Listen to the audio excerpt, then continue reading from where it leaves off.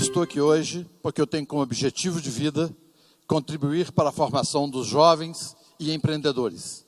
E eu admiro muito essa instituição Endeavor, motivo pelo qual estou muito prazeroso de estar aqui com vocês, contando a nossa história, que de alguma forma poderá ser útil para algum de vocês.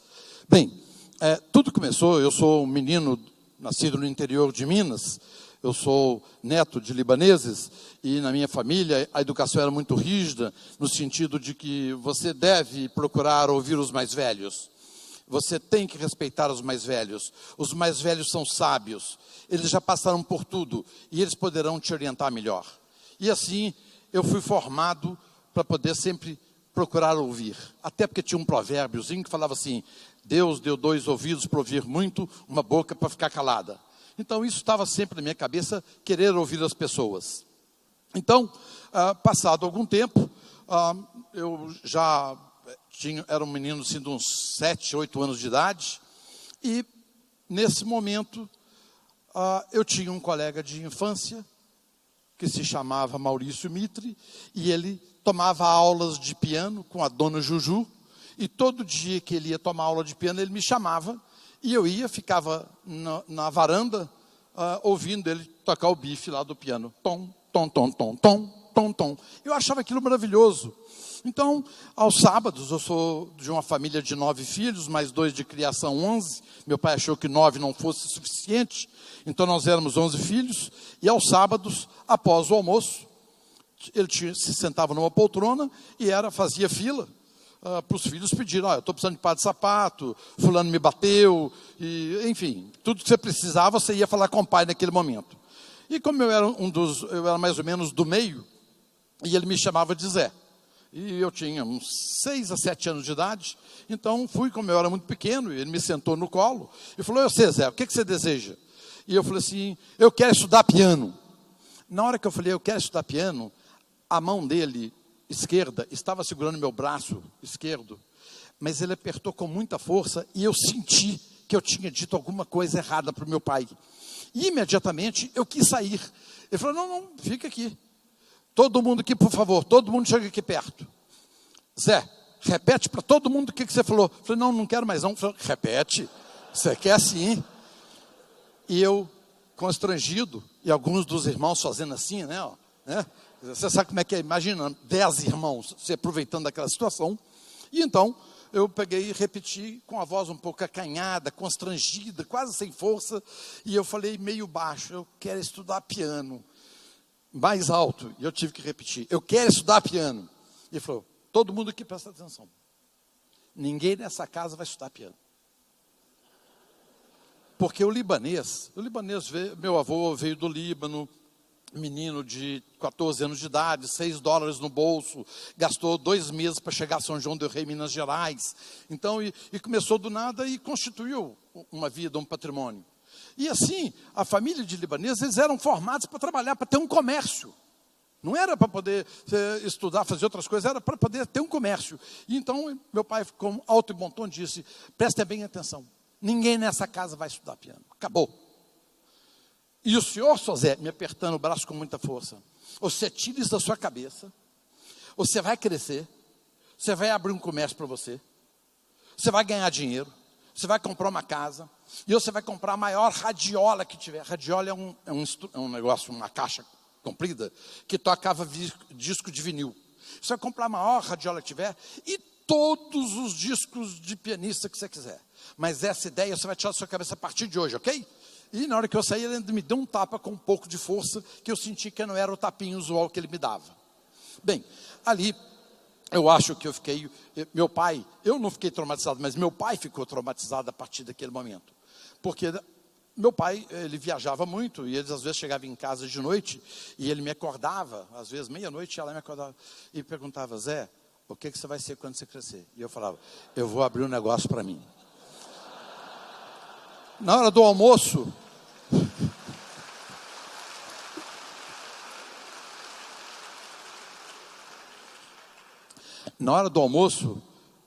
já chegou ao ponto que eu estava jogando futebol, eu chegava na janela, levantava a mão, eu já vinha correndo, largava, às vezes a bola estava na hora para me fazer um gol, largava tudo, vinha, e ele perguntava: o que você vai fazer quando você crescer? E eu falava: eu vou abrir um negócio para mim. na hora do almoço eu já estava tão condicionado que na hora do almoço ele olhava para mim e eu balbuciava. Às vezes ele me olhava normalmente, só de olhar para o filho, ele me olhava e eu balbuciava. Enfim, durante anos e anos, até os 13 anos de idade, eu fiquei com aquilo na cabeça, eu vou abrir um negócio para mim, vou abrir um negócio para mim. Meu pai olhava para mim, eu vou abrir um negócio para mim.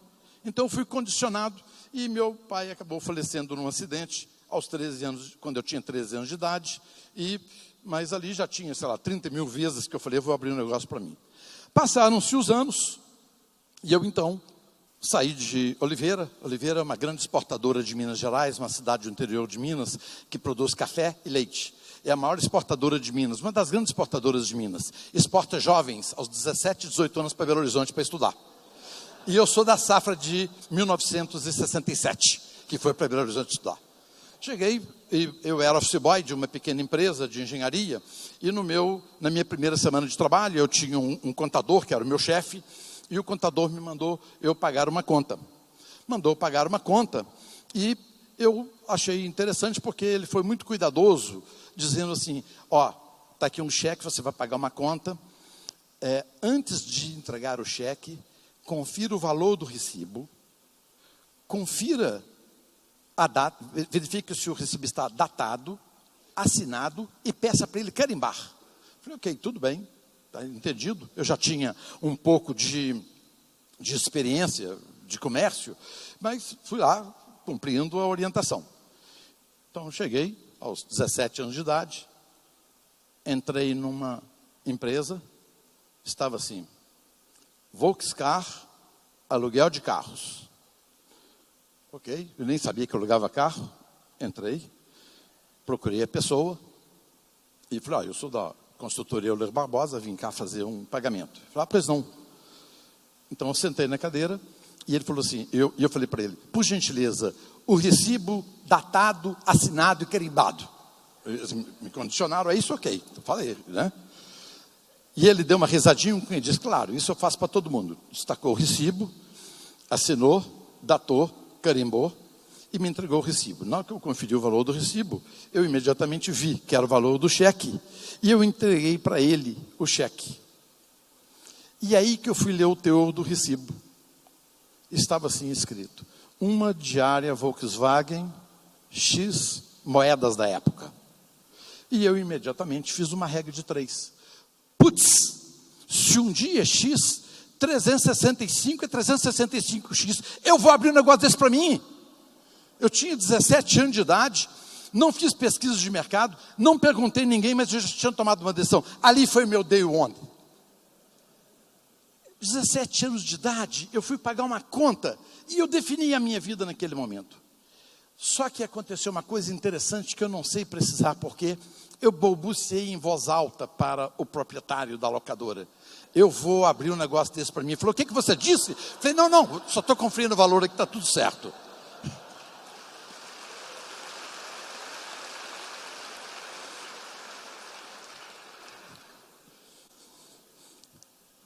Bem, passaram-se alguns anos, eu era office boy de uma companhia, depois eu me transformei em gerente de uma organização, tinha bom salário, tinha tudo bem, carro, benefício, mas aquela coisa me atormentava. Eu já não conseguia mais dormir em paz com esse negócio de aluguel de carro na cabeça, eu tinha que dar uma solução naquele troço. Porque aos sábados eu fiquei tão viciado, o dia mais feliz da minha vida era o dia que tinha que ir lá pagar a locadora. Aí eu marcava tipo 5 horas da tarde, porque aí eu ficava lá de 5 até 6, 6 e meia, sentava, conversava, fiz amizade, e eu achava, para mim era um delírio, quando entrava um cliente, alugava um carro, saía, aquilo me fascinava, eu adorava ir na locadora pagar a conta. E aos sábados, como não tinha nada para fazer sábado de manhã cedo, essa locadora ficava numa avenida e tinha um banquinho, um banco de concreto, e eu sentava sábado cedinho, na hora que abria a locadora, 8 horas da manhã, eu sentava 8 horas da manhã, e ficava olhando. Saiu um carro, saiu 2, voltou 1, voltou 2, e eu ficava contando quantos carros que eu alugava, todos os dias eu ficava olhando aquilo, e eu me fascinava com aquele movimento, ele abrindo o capô, mostrando o pneu step, dava a volta no carro, tudo aquilo, eu já sabia de cor como é que alugaria um carro. Então, eu não tive muita dificuldade quando abri a locadora, porque mais ou menos já sabia, de tanto que eu olhava aquela locadora funcionando. Aí, chegou o ano de 1973, eu já tinha 23 anos de idade, e então eu resolvi, em 1973, iniciar o negócio. Mas, como bom menininho do interior, bem educadinho, orientado pelos pais, ouço os mais velhos são sábios, são ponderados, são equilibrados, eles já viveram muito, eles sabem aconselhar. E então, eu fui me aconselhar com pessoas mais velhas do que eu, objetivando sentir se essas pessoas estariam de acordo com a vontade que eu tinha de abrir um negócio de aluguel de carros. Era maio de 1973, onde a maioria de vocês não tinha nascido. Talvez 95% de vocês aqui não tinham nascido nessa época. E era o primeiro choque do petróleo. As manchetes de jornais eram as piores possíveis. Vai acabar petróleo vai ficar num preço exorbitante. Então, o que se falava de petróleo assustava. Todos os países estavam preocupados com o preço do petróleo. E quando eu indagava as pessoas, eu falei, como você vai abrir um negócio de aluguel de carro? Se a gasolina vai acabar. Então, puxa, mesmo, realmente eu tenho que repensar esse negócio meu. A gasolina vai acabar, como é que eu vou abrir um negócio de aluguel de carro? E perguntei a diversas pessoas, deixando minha namorada era fascinada, louca, apaixonada por mim. Falei, eu deixo ela para o final, porque ela vai concordar. Então, depois de receber diversos não, marquei um dia com a minha namorada, fomos comer um sanduíche, e bem cuidadosamente eu coloquei para ela, eu estou querendo abrir um negócio para nós, para a gente ter um futuro melhor. Ela falou, isso mesmo, que ótimo e tal. E eu peguei e falei assim, ela falou, o que você vai abrir? Eu falei, estou pensando em abrir um negócio de aluguel de carros e tal. Aí eu falei, aluguel de carros? Ela colocou as duas mãos na cintura, ela falou, futuro? Isso vai ser a nossa desgraça, acabou a nossa vida. Você tem um emprego tão bom, tem carro, tem tudo, por que você vai deixar isso que você tem para abrir um negócio que gasolina nem vai ter mais para vender? Então, aquele dia, voltei para casa, falei, gente, todo mundo foi contra essa ideia. À exceção de meu sócio Antônio Cláudio, que eu havia procurado ele antes, e proposto ele ser meu sócio na locadora. E ele gostou da ideia. Então eu vi que tinha, se eu era louco, tinha mais um louco no mercado. E eu tinha que pegar esse louco para ficar comigo, porque a gente era dois. Então, eu só tinha o apoio dele. E resolvemos abrir um negócio de aluguel de carros em 1973, e o negócio deu certo. Passaram-se os anos, nós nos transformamos em líder de mercado, de uma empresa pequenininha que começou com 6 Fuscas usados e comprados a crédito, porque não tinha capital. Por que foi 6 Fuscas? Porque nós conseguimos crédito em 6 financeiras diferentes. E a maior ginástica foi ter que fazer com que o negócio eclodisse todos no mesmo dia. Porque se uma financeira soubesse da outra, não ia me dar crédito. Então foi um problema para poder fazer aquilo no mesmo dia. Foi uma correria. Tive que arrumar diversos despachantes.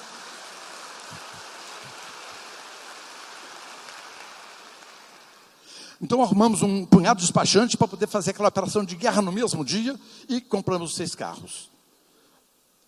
Outro motivo que eu estou aqui, que eu não disse para vocês, além desse carinho que eu tenho da juventude, eu trabalho na Localiza até hoje. E sempre que eu faço uma palestra, eu tenho um merchandisingzinho. Então, por que nós compramos 6 carros usados? Porque 6 carros usados era o valor de 5 carros usados. E naquela época não tinha seminovos Localiza como tem hoje, que seria muito mais fácil a minha vida se tivesse. Bem, nos transformamos em líder de Belo Horizonte e ganhamos dinheiro, crescemos a frota e chegou o ano de 1978.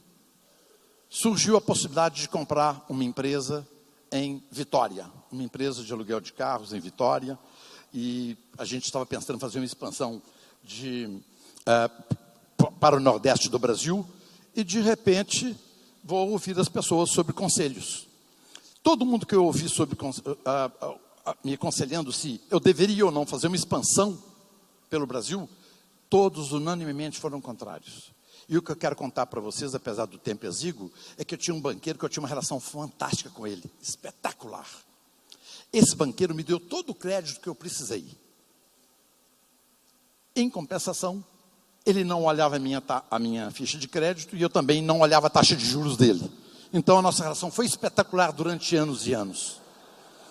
E esse banqueiro, que era o grande financiador, ele me financiava 90% da minha frota, eu resolvi procurá-lo para dizer para ele: olha, eu estou querendo expandir pelo Brasil, e o que você acha da ideia?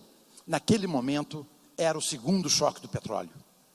E ele falou: que isso, você é louco. Eu falei: mas me chamaram de louco quando eu abri esse negócio em 73 e deu certo. Eu falei: um dia a casa cai. Eu falei: putz, é mesmo, um dia a casa cai. E ele levantou da mesa dele, apertou meu ombro, me lembrou do aperto do meu pai, e falou assim: senhor Salim, eu sempre me chamava de Salim, me chamou de Salim. Senhor Salim, anteriormente você era um jovem e não tinha nada a perder. Agora você tem um patrimônio a zelar. Você não pode colocar em risco o seu patrimônio. Eu falei: putz, é isso? Eu tinha que ouvir alguém me falar isso. Eu não posso colocar em risco o meu patrimônio. Levantei, abracei ele, agradeci e falei: é isso mesmo, não vou colocar em risco o meu patrimônio. Saí para o meu escritório e daí, alguns minutos, cheguei ao meu escritório, estava chovendo, e no meu escritório eu decidi que nós iríamos em frente. Então, iniciamos a nossa expansão pelo Nordeste do Brasil, e a localização deu certo, foi um sucesso. E durante esse período de tempo, nós crescemos pelo Nordeste, evitando confrontar as redes internacionais que estavam sediadas em Rio e São Paulo. Somente a nossa filial de São Luís do Maranhão, presta atenção, era maior do que a amarela e a vermelha, que eu não consigo falar o nome, porque eu tenho um problema de dicção, em 1980, ok?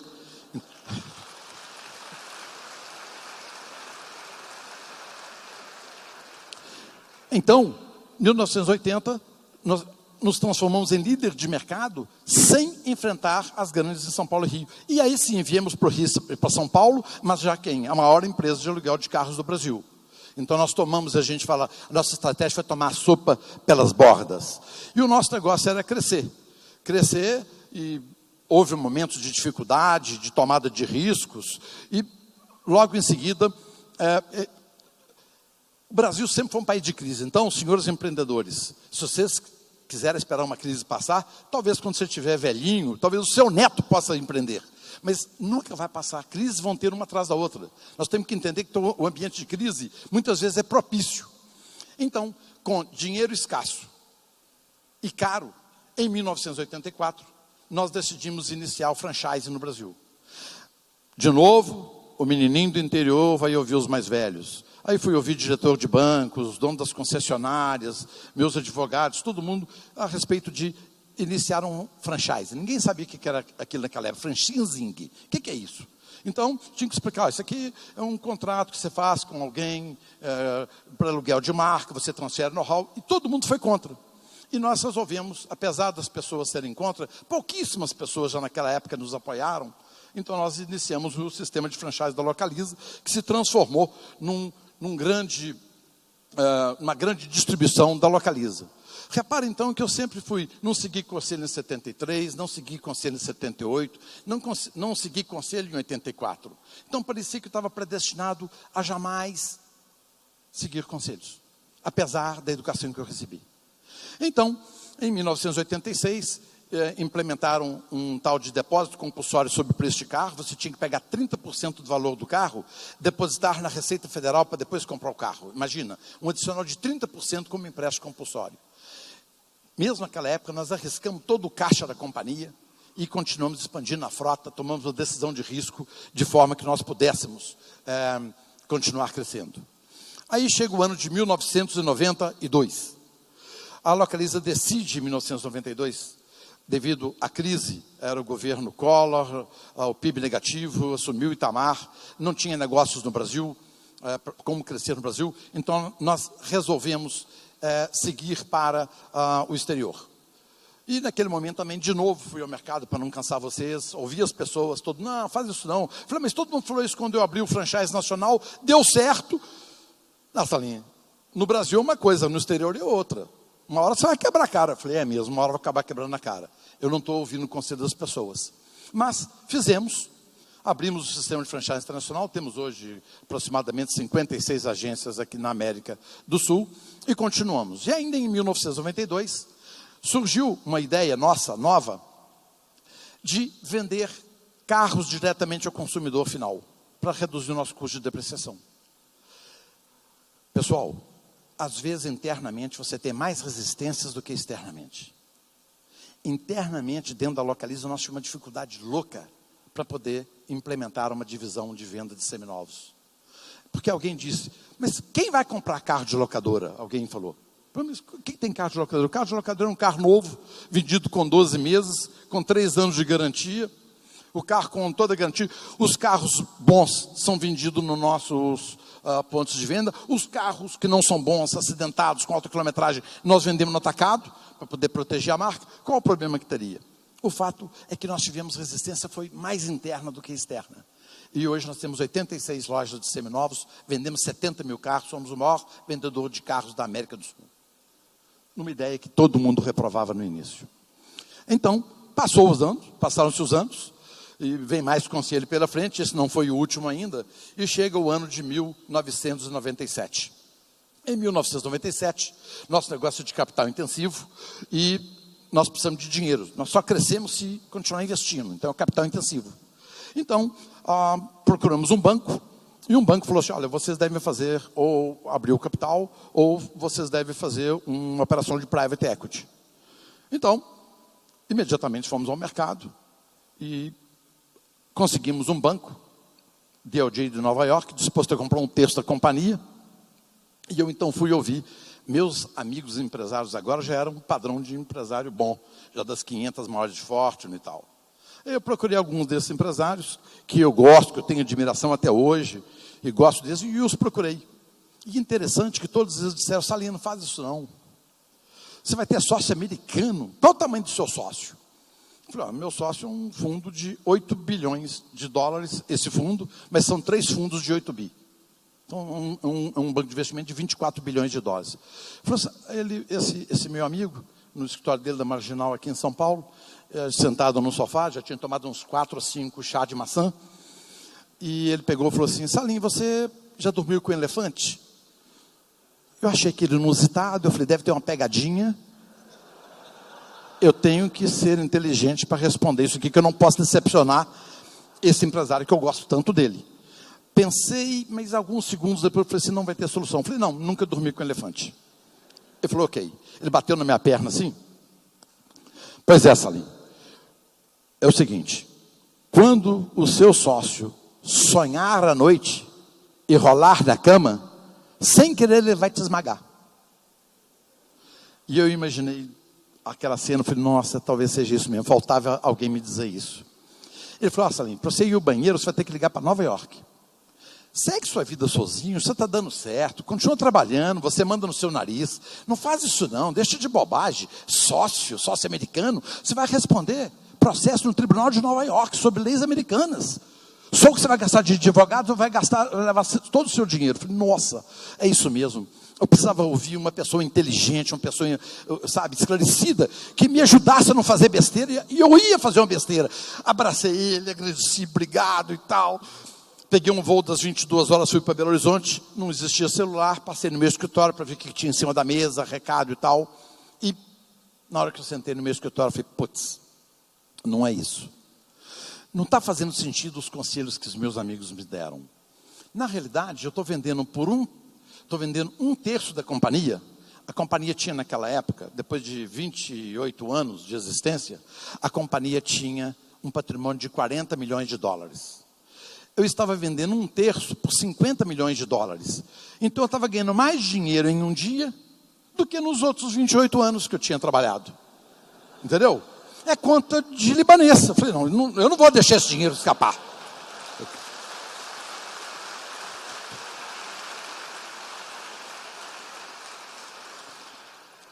50 milhões, isso eu quero na conta amanhã. Vamos pegar esse negócio aqui, se vai dar certo ou não, depois a gente vê, mas 50 milhões deixa entrar no caixa primeiro, depois a gente vê se dá certo ou não.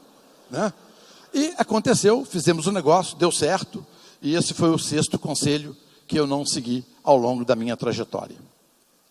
Então, pessoal, finalizando a minha apresentação, eu quero dizer para vocês que hoje, o que a Localiza hoje?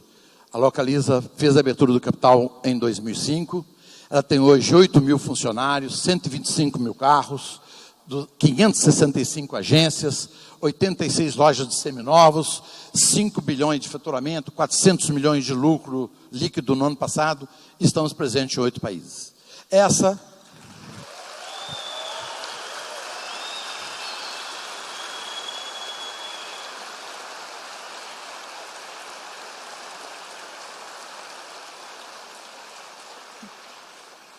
Tivesse eu ouvido o conselho das pessoas que gostam de mim, porque todas as pessoas que eu procurei gostavam de mim, mas aquelas pessoas não tinham aquela visão que eu tinha. Aquelas pessoas não estavam naquele momento propensas ao risco que eu queria correr. Aquelas pessoas queriam o meu bem e me aconselharam, pensando bem de mim. Então, temos que entender que as pessoas gostam da gente, vão nos aconselhar sempre, mas de uma forma cuidadosa. Então, eu não segui esses conselhos, que ótimo que eu não segui esses conselhos, à exceção de um. Quando você crescer, vai abrir negócio para você. Pessoal, muito obrigado.